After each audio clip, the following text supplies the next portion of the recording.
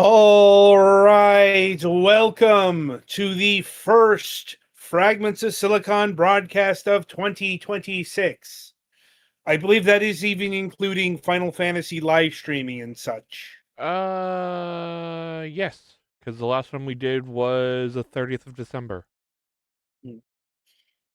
So All yeah, right, where's and the champagne poppers and shit? um, I think they've already been used for like New Year's, like it's Yeah, like I was about to maybe say I think we had some expired fireworks in the garage, and then I realized the first part of expired, and yeah, don't use those. Like, though, let me tell you, the fireworks have been especially terrible this uh session of New Year's. Like as soon as it got dark, the fireworks started going off.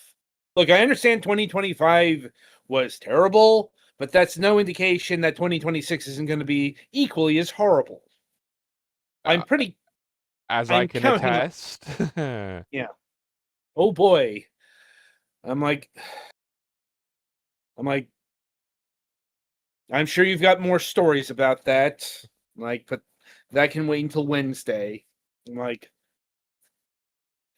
anyway, um, this is also the quasi-official kickoff to season 23. I say that because we don't start episode counting until the Wednesday show.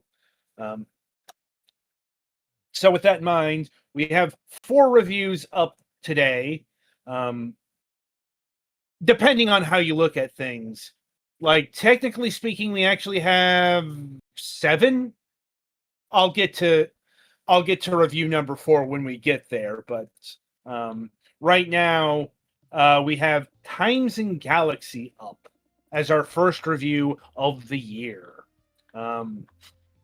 Right, so embark on an interplanetary adventure as the first robo-reporter for the Times&Galaxy, the solar system's most trusted holopaper.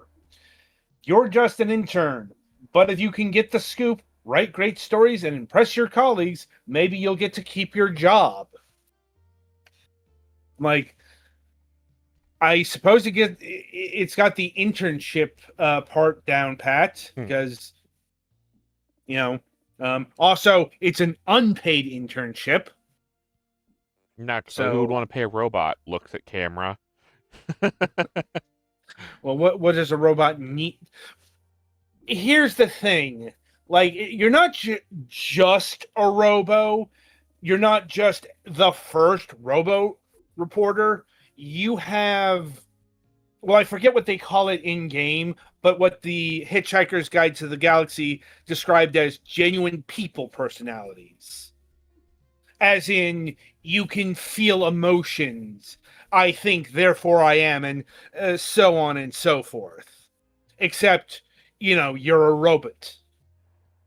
So instead of needing to eat and sleep, you recharge and ingest oil. Though apparently you can actually eat food and taste it. Just you don't need it for sustenance. And yeah,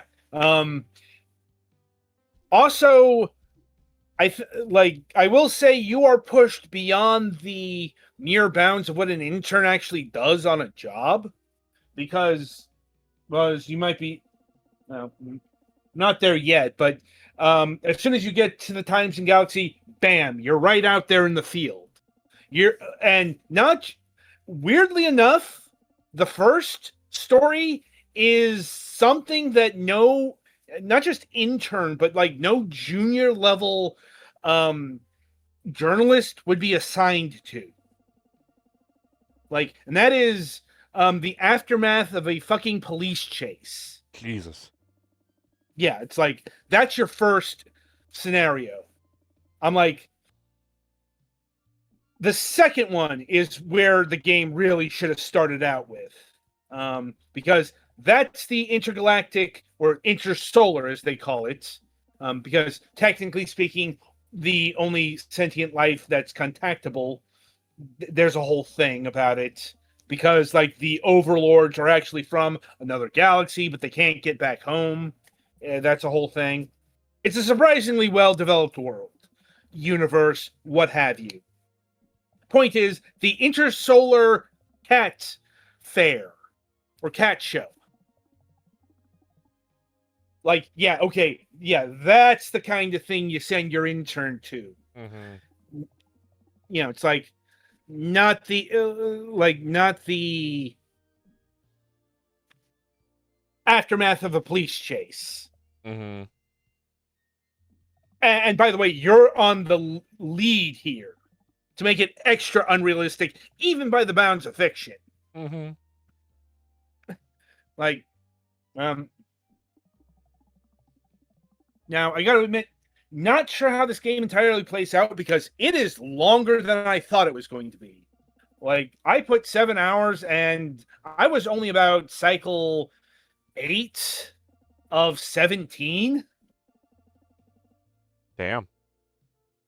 Now, that's mainly because you can get through this game fast if you want to, but that's kind of missing the point. That is to say, if you fast forward through all of the scenarios and all through the reports and so on and so forth, yeah, you'll get through the game a lot faster than if you talk to people, check on all the background objects. It's one of those games where the real game is the interactions with the characters and the humorous flavor texts. Indeed, technically speaking, I think this might be a narrative adventure game, though it's one of those where the word game is perhaps a bit loose. It's not walking sim territory because you do have a focus and goals and gameplay mechanics.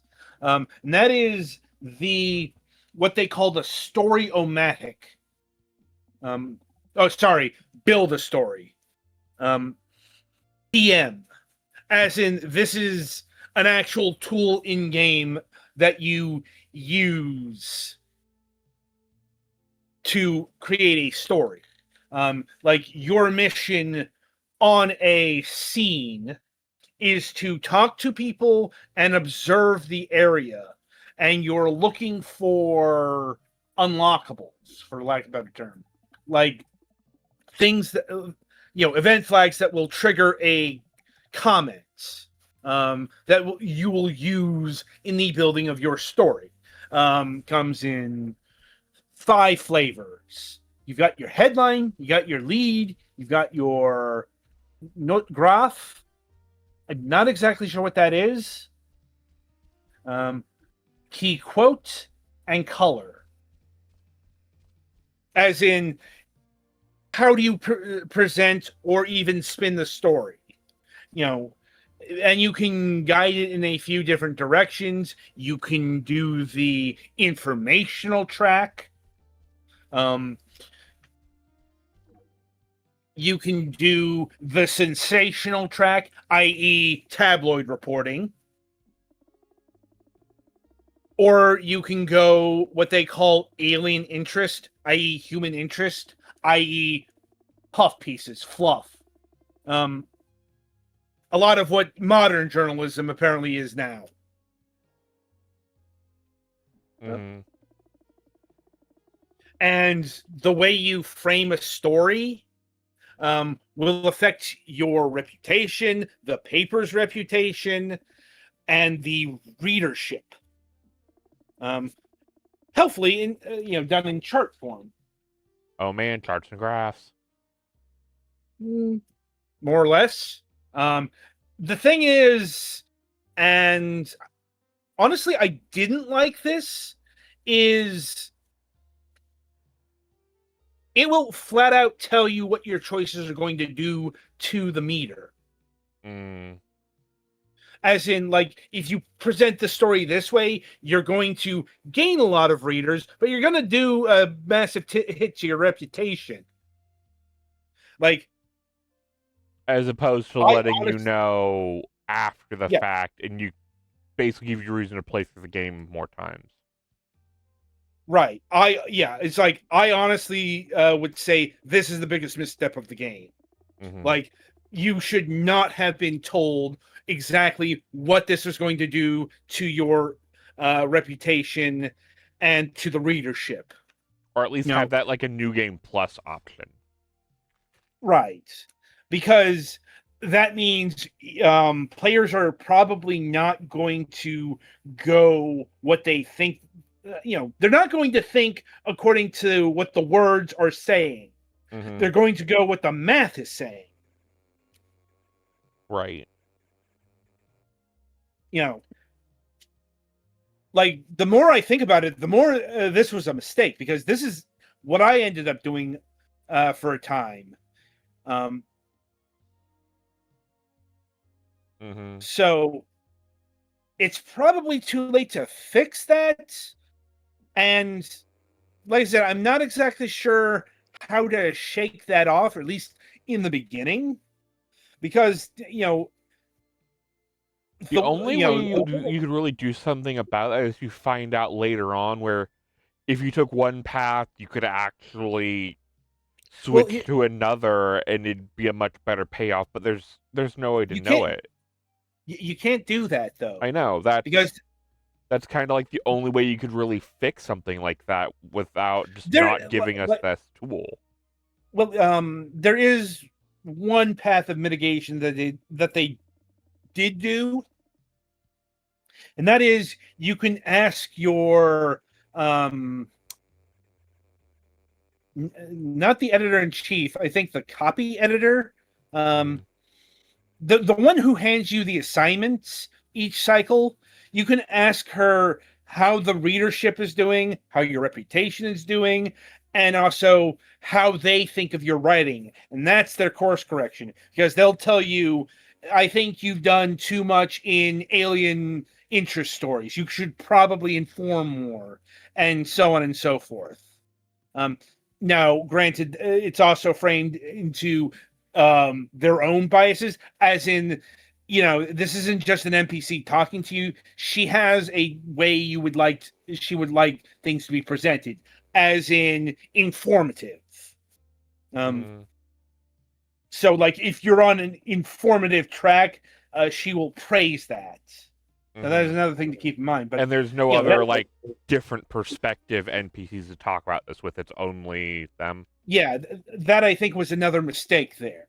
Right. Like, it's like there really should have been a viewpoint representation for alien interests and for the incendiary reporting. Mm-hmm. Especially since they do have those NPCs represented, like, in terms of, I'm not sure if he's like, I think he's supposed to be like representing the tabloid side of things, but like Richard Gravity, he's either that or alien interest. He's definitely not, the informed journalist archetype. He's more yellow than that. That Mm-hmm. I'm pretty sure of. But it's like, he's not your rival. No, your rival is the other intern, but he doesn't really play a part. And really, I think that whole angle is why this has been put under the cozy games label. Like, you're actually not in competition with the other intern over the job. So, the pressures of being a reporter aren't there. Another thing I'm kind of mixed on, um, no, on the one hand, that's nice, but on the other hand, it's not really giving you an actual window into what journalism is or supposed to be, um, that kind of thing. And I think that's a bit of a missed opportunity, because, like, there's a real narrative to be said there. Think Papers, Please, but newspapers. Or insert modern media formats, working for a blog or YouTube channel, etc., etc., etc. The base goal is still the same. Methodologies may greatly differ, but you're looking to have readership and such in order to bring in the money so you don't go out of business. Mm-hmm. But that's definitely a different game than what this is.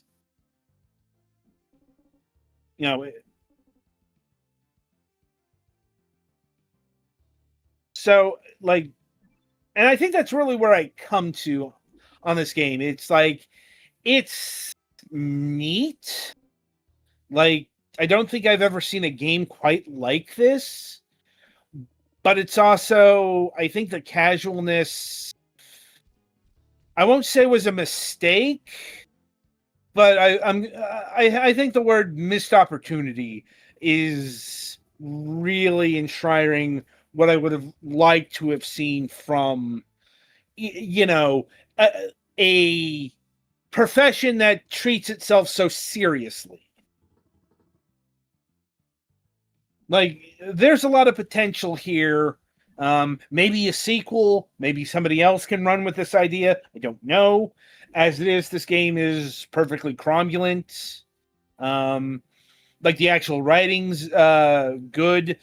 I will say the humor will get very, if not Douglas Adams-y, very Futurama-y, especially with the robot humor. It's like, there were more than a couple of times I'm going, this could be a bit on Futurama. I'm not saying that's bad, just something I observed. I guess it also depends on what era of Futurama too. The Fox era, I'd say. I will anyway. So yeah, overall solid recommendation. My misgivings are more what this could have been rather than what it is. And in terms of pricing, well, we're coming right off the end of the Steam sale, the major Steam sale. Yeah. So, of course, things are a bit skewed, but, you gotta rate via original pricing. Right. Like, that's what I think we take into consideration with our rubric these days. Anyway, so this game clocks in at $20, $19.99 USD. Yeah, I could say it could go for that, but I'm also not going to ignore the price it's going for right at this moment, because that means it can go at that price again. That's $9.99, which kind of gives the game away here. It's like $10 is more than acceptable. It's ideal. Let's see. No real DLC to speak of other than the soundtrack. And I'm not that high on the soundtrack, mainly because I hated the opening song. Yeah, that was another issue we forgot to mention, is when you boot up the game immediately, it throws you into the opening cutscene thing instead of giving you a chance to go to the menu and adjust the volume settings. Yep. It's God, like, I despise that so much. I mean, yes, you can at least skip it, but maybe that can be fixed in a patch or something. Don't know. Yeah. But yeah, I mean, Times&Galaxy, a good solid hand, but maybe not headlining material. God damn it. Anyway, so yeah, I think that'll about do it for this game. Be sure to tune in after the break, as Petty will be reviewing Lucky Hunter.